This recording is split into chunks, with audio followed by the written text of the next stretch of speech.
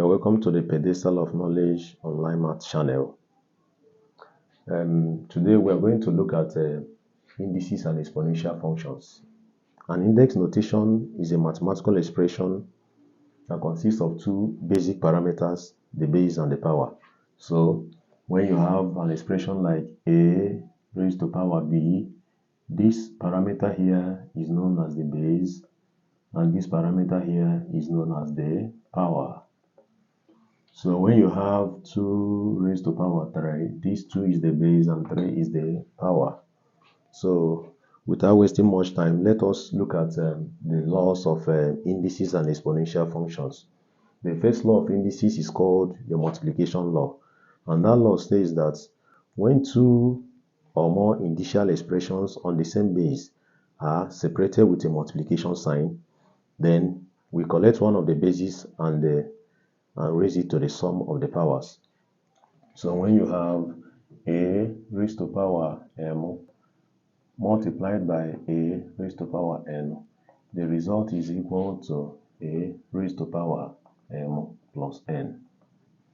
So when you have something like 2 raised to power 3 multiplied by 2 raised to power 4, as long as the bases are the same, then you pick one of the bases, that is 2, and raise it to the sum of the powers, that is 3 plus 4, which is equal to 2 raised to power 7. That is called the multiplication law. Now, the second law is called the division law, and the division law states that when 2 initial expressions on the same base are linked with the division sign, you collect one of the bases and raise it to the difference of the powers. So, when you have a raised to power m divided by a raised to power n.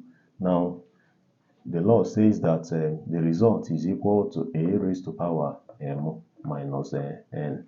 In other words, when you have an expression like this, 2 raised to power 4 divided by 2 raised to power 2. Now, the result is equal to, because the bases are the same, you pick the common base and raise it to the difference of the powers, 4 minus 2.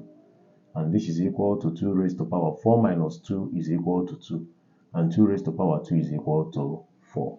So this is called the division law of indices.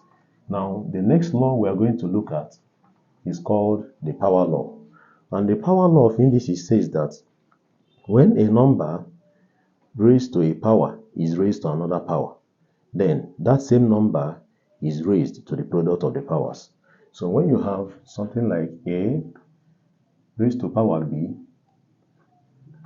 all raised to power c, now the result is equal to a raised to power b times c, which is equal to a raised to power bc.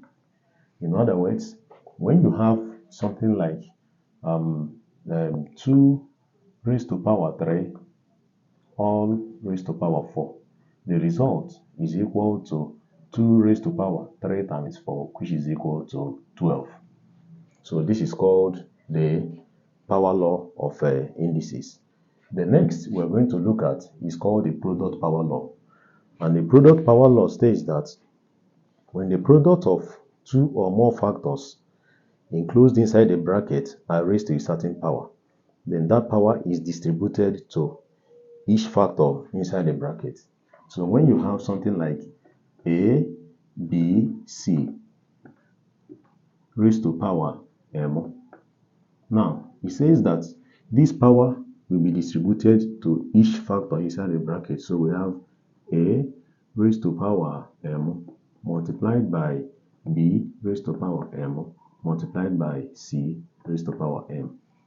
In other words, when you have an expression like 2 times 3 all raised to power 4, this is equal to 2 raised to power 4 multiplied by 3 raised to power 4. So this is called the product power law of indices. Now, the next we are going to look at is the zero index law. And the zero index law states that any number raised to the power 0 is equal to 1, no matter what that number is. So a raised to power 0 is equal to 1. B raised to power 0 is equal to 1. 1000 raised to power 0 is equal to 1. Alright, so that is the zero index law. The next law we're going to look at now is the negative index law. And the negative index law states that when a number is raised to a negative index, the result is the reciprocal of the positive index on that number. So when a number A is raised to a negative index, maybe minus B, the result is the reciprocal, that is 1 over the positive index of that number. So the moment 1 is placed there, the negative sign disappears.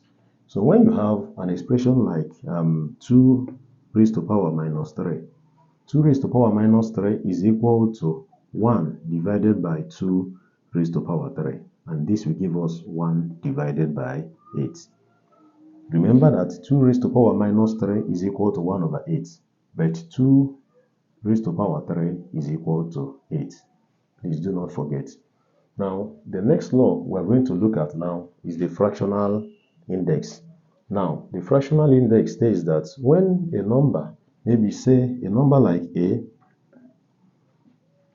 is raised to a power like m over n, now the result is equal to the nth root of that number A, all raised to power m.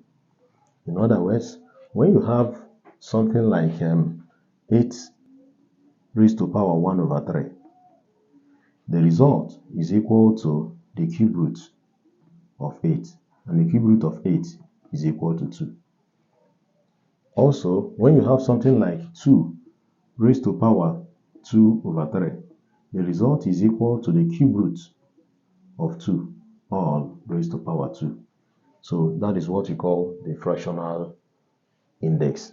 Now we're going to advance these laws by looking at the laws of exponential functions.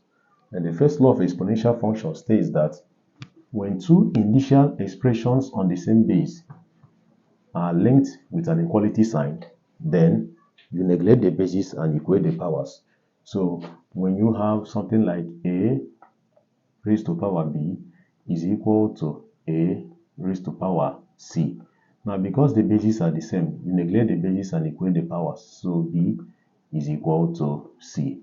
In other words, when you have an expression like 2 raised to power 3 is equal to maybe 2 raised to power x, because the bases are the same, you neglect the money and equate the powers. So that means that x is equal to 3.